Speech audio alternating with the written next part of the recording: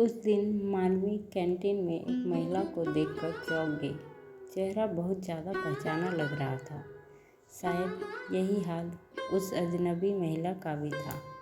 अचानक से मानवी को याद आया और वह उसके पास जाकर बोली, हाय, क्या आपका नाम शीला है? वह महिला उसे देखते हुए बोली, और तुम मानवी ना? वे दोनों बचपन की सहपाठिन थी। शीला मानवी को देखते हुए बोली, पर तू यहाँ इस ऑफिस में? तेरे तो बहुत बड़े बड़े ख्वाब थे ना। तू तो आईएएस बनने का सोचती थी। मानवी थोड़ा सकचा कर बोली, हाँ, सपनों में और हकीकत में अंतर होता है। पिताजी को बेटियों के हाथ पीले करने की जल्दी थी, तो उन्होंने मेरी पढ़ाई को महत्व ही नहीं दिया। शुक्रगुजार हूँ अपनी सासू माँ की कि उन्होंने शादी के बाद पढ़ने और नौकरी करने की अनुमति दी। अरे, अनुमति क्या देना? कमा रही हो तो उनके घर को ही भर रही हो ना। कौन सा खुद के पर्स में रख लेती हो? शीला बालों को पीछे झटकते हुए बोली, नहीं नहीं, मेरी सासू माँ ऐसी नहीं है। वह मेरी कमाई का एक पैसा भी नहीं लेती है। अच्छा, चल, अब तू भी यहीं पर नौकरी कर रही है तो किसी दिन मिलकर बैठते हैं और बहुत सारी बातें करते हैं। ऐसा कह मानवी कैंटीन से अपने डिपार्टमेंट में वापस आ गई।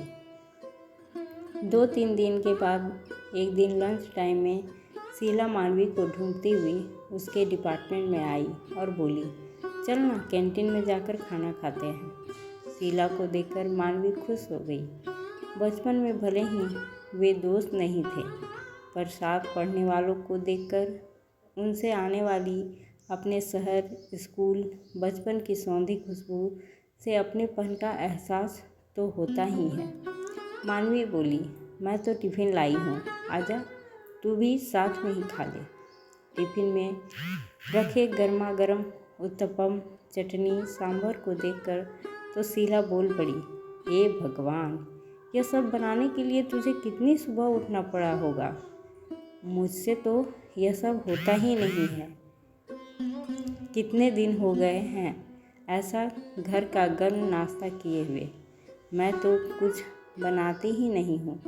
सुबह काम करके आओ, शाम को जाकर फिर काम करो। ना बाबा, मुझसे तो नहीं हो पाता। तू कैसे सुबह सुबह इतना सब गर्म नाश्ता बना लेती है? मानवी ने बोला, मैंने नहीं, मेरी सासू माँ ने बनाया है। सुबह का नाश्ता मुझे वही बनाकर देती हैं। यह सुनकर शीला की तो आंखें चौड़ी हो गई, पर फिर मुंह बनाकर बोली, अरे बेचारी, तू सासू के साथ रहती हो तब तो तुम्हें बहुत काम करना पड़ता होगा और अपने मन का कुछ कर भी नहीं पाती होगी। ना अपने मन का खाना, ना पहनना, हर वक्त सास से दबकर रहना। मानवी उसे नकारते हुए बोली, नहीं, ऐसा कुछ नहीं है।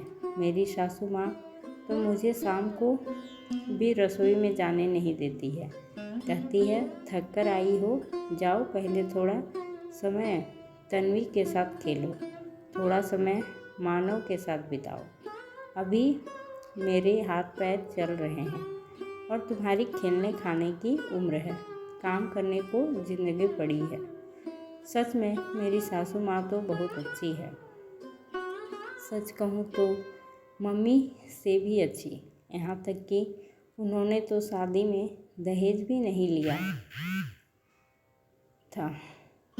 हे भगवान, मानवी, तू कहाँ फंस गई? तेरी शादी को कितना समय हुआ है? कहीं ऐसा तो नहीं है कि तेरे पति में खानदान में कुछ खोट हो? शीला चिंतित होते हुए बोली। मानवी थोड़ा झुंझला कर बोली, कैसा खोट? इतने सालों से साथ में हूँ। मानो तो इतने अच्छे हैं कि सिगरेट शराब तो दूर, एक लौंग तक का व्यसन नहीं करते हैं। मालूम है, मेरे ससुराल में कोई भी मांस नहीं खाता है। मम्मी पापा ने भी शादी से पहले जब मैंने एतराज़ किया तो बोले, तो क्या हुआ, मांस खाना कौन बड़ी अच्छी बात है, तुम भी मत खाना। पर सासू माँ ने कहा, तुम्हें मांस पसंद है तो बाहर जाकर खा सकती हो, पर घर पर ही बनाना हो तो ऊपर छत वाले चौके में मैं सारा इंतज़ाम करवा दूँगी। हाँ, तो इसे अच्छी नहीं समझदार सास कहते हैं। उन्हें मालूम था कि मना करेगी तो शायद तू नहीं मानेगी। ऐसे उनके एहसान के नीचे दबकर शायद खाना छोड़ दोगी। सच कर रही हूँ ना मैं, अब तूने खाना छोड़ दिया है ना? शीला ने गंभीरता से कहा। मानवी विचार में पड़ गई। क्या ऐसा हो सकता है? मानवी को विचारों में खोया देखकर शीला फिर बोली, तू आज भी बहुत भोली है। ससुराल में सब तेरे भोलेपन का फ़ायदा उठाते होंगे। अच्छा बता, जीजू की सैलरी वो किसे देते हैं? मानवी सोचते हुए बोली, खुद रखते होंगे या माँ को देते होंगे, क्या पता। मैंने कभी जानने की कोशिश ही नहीं की। वैसे भी सारा घर माँ संभालती है और मानव घर के बड़े बेटे हैं तो उनकी तो जिम्मेदारी बनती है। मेरी भोली सखी, अच्छा हुआ मैं तुझसे मिली, नहीं तो सब तुझे लूट लेते। अरे पागल, इसलिए तेरी सासू माँ तुझे रसोई में जाने नहीं देती। नहीं तो सोच, ऐसी कौन सी सास होगी जो बहू के होते हुए भी काम करना चाहेगी। मैंने तो शादी के 2 महीने बाद से संजय की सैलरी का हिसाब रखना शुरू कर दिया था। अरे भाई, इसमें शर्म कैसी? पति है मेरा और 6 महीने बाद ही बोल दिया था कि मेरे घर में तुम्हारे माता पिता की कोई जगह नहीं है। मालवी आश्चर्य से शीला को देखते हुए, तुम्हारे घर? तुम्हारा घर? अरे वह घर उनके बेटे का भी तो था। शीला बोली, शादी के पहले तक, शादी के बाद नहीं। मालूम है बहुत इमोशनल ब्लैकमेल कर रहे थे संजय को, तो मैंने एक दिन अपने सास ससुर से बोल दिया, या तो मुझे चैन से अकेले रहने दो, नहीं तो तैयार हो जाओ जेल जाने के लिए। जहाँ एक बार दहेज उत्पीड़न का केस किया, फिर तुम्हारी और तुम्हारे बेटे की ज़िंदगी अदालत का चक्कर काटते ही बीतेगी। मानवी ने कुछ आश्चर्य, कुछ अनमनेपन से अपना टिफ़िन खत्म गया। आज उसे टिफ़िन के खाने में वो अपनेपन, प्यार का स्वाद नहीं आ रहा था, क्योंकि शीला कटुता का नमक जो मिला गई थी। ऑफिस खत्म होने पर मानवी घर पहुंची तो रोज़ की तरह सासू माँ ने मुस्कुराकर दरवाज़ा खोलते हुए हालचाल पूछा। आज मानवी को वह मुस्कुराहट बनावटी लग रही थी, पर उसने तुरंत अपने मन में आए नकारात्मक विचारों को झटक दिया। पर आज उसने तन्वी को गले से नहीं लगाया, उसकी दिन भर की बातें नहीं सुनी। वह हाथ मुँह धोकर सीधा रसोई में गई। माँ चाय बनाने जा रही थी। मानवी बोली, रहने दीजिए माँ, चाय मैं बनाती हूँ, क्योंकि मानवी के दिमाग में शीला की बातें गूंज रही थी। एक ही ऑफिस में होने के कारण शीला अक्सर मानवी से मिलती रहती और हमेशा ससुराल वालों के बारे में उल्टी सीधी बातें कर मानवी के मन को उनके खिलाफ भरने की कोशिश करती, जिसमें कि वह सफल भी हो रही थी। अब मानवी सोचने लगी थी कि हाँ, साथ में रहने पर कितना मुश्किल है, सारा पैसा खर्च हो जाता है। सासू माँ पर, उनकी दवाइयों पर, रिश्तेदारों पर।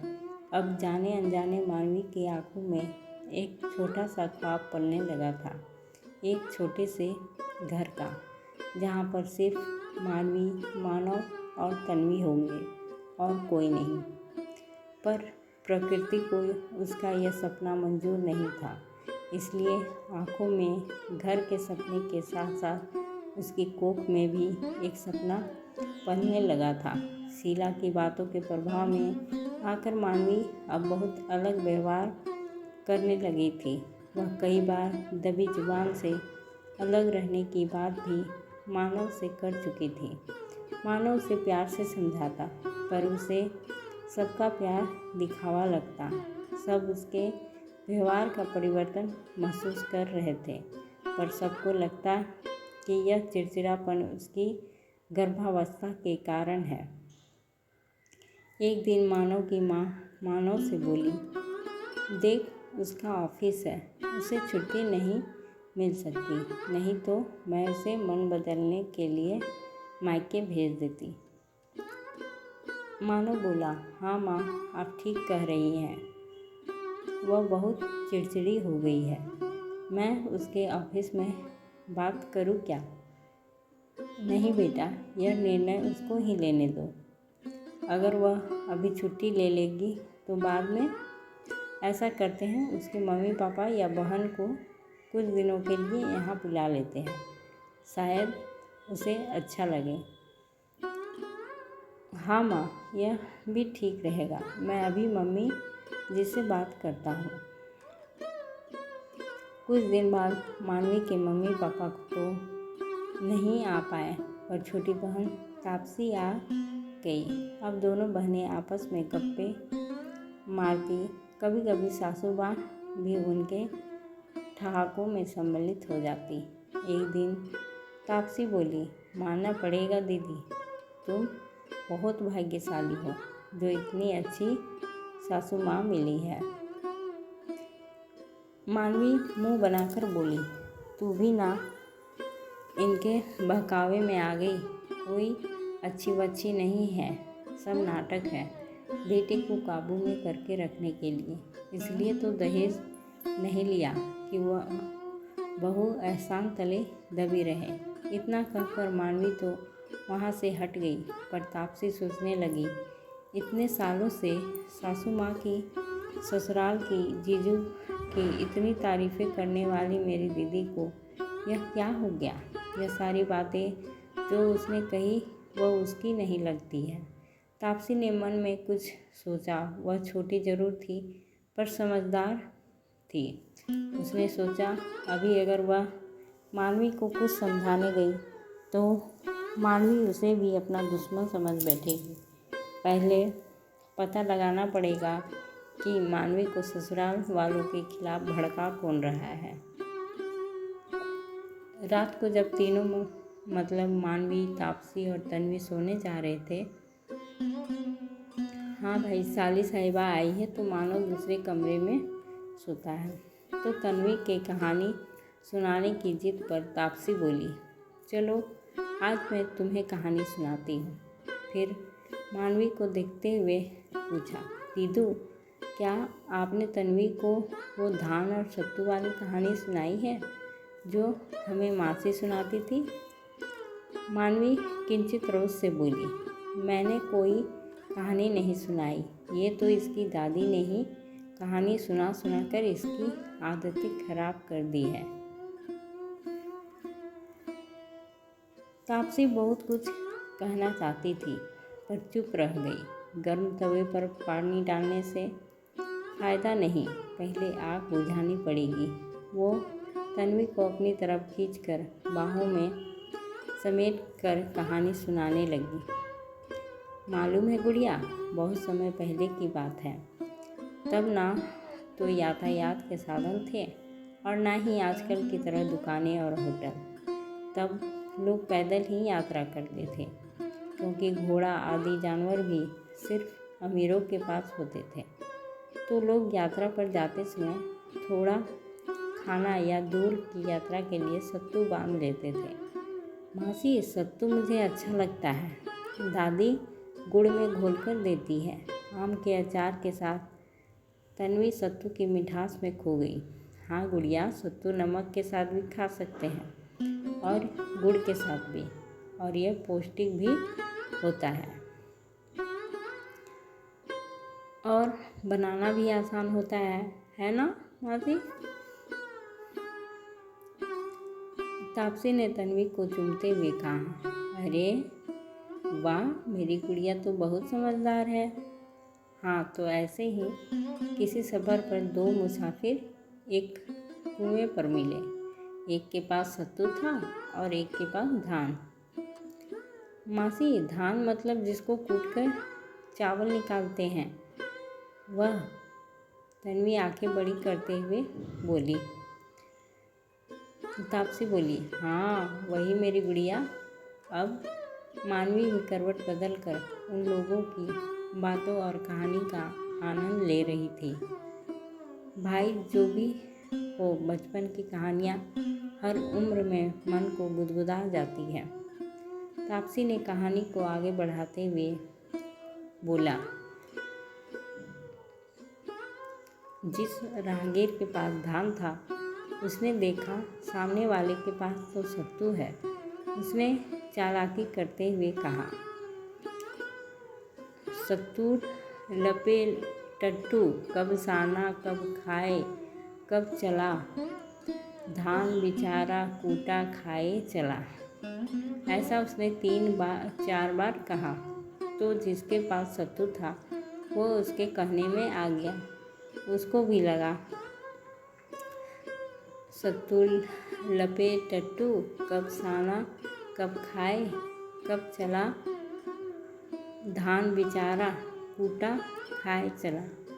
उसने विनती करते हुए धान वाले राहगीर से उसका धान ले लिया और अपना सत्तू दे दिया। धान वाले ने भी खूब एहसान जताते हुए अपना धान उसके सत्तू से बदल लिया और अपनी चालाकी पर मुस्कुराते हुए वहाँ से चला गया। थोड़ी दूर जाकर उसने सत्तू साना खाया और अपनी मंजिल की ओर बढ़ गया। वहीं धान पकड़े दूसरा राहगीर अभी तक समझ नहीं पाया था कि दूसरा राहगीर उसे ठग कर चला गया है।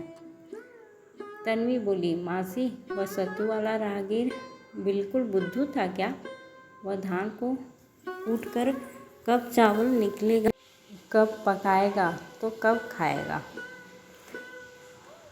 तापसी बोली, बुद्धू तो नहीं था, पर बुद्धू ही कहलाएगा अगर कोई ऐसे किसी को बातों में आ जाएगा। तन्वी बोली, मासी, ऐसा नहीं होता है। कोई भी इतना बुद्धू नहीं होता कि बिना सोचे विचारे किसी की बातों में आ जाए। तापसी बोली, गुड़िया, अभी आप छोटे हो, दुनिया ऐसे लोगों से भरी पड़ी है। आप समझ भी नहीं पाते कब ये अपनी मीठी मीठी बातों से आपके दिमाग पर काबू कर लेते हैं। फिर मानवी की ओर देखकर बोली, दीदू, जग रहे हो या सो गए हो? वो गाना याद है जो मम्मी बचपन में सुनाती थी? इतना कहकर वो गाने लगी, मीठी मीठी बातों से बचना जरा, दुनिया के लोगों में है जादू भरा। तन्वी भी साथ में गाने लगी। मासी, पूरा गाना सुनाओ ना। नहीं गुड़िया, अभी सो जाओ, सुबह स्कूल जाना है ना। पूरा गाना गर्ल्स स्कूल से आकर नानी से फ़ोन पर सुन लेना। दोस्तों, इसके आगे की कहानी सुनने के लिए अगले पार्ट को सुनें और लाइक, सब्सक्राइब और शेयर करें। धन्यवाद।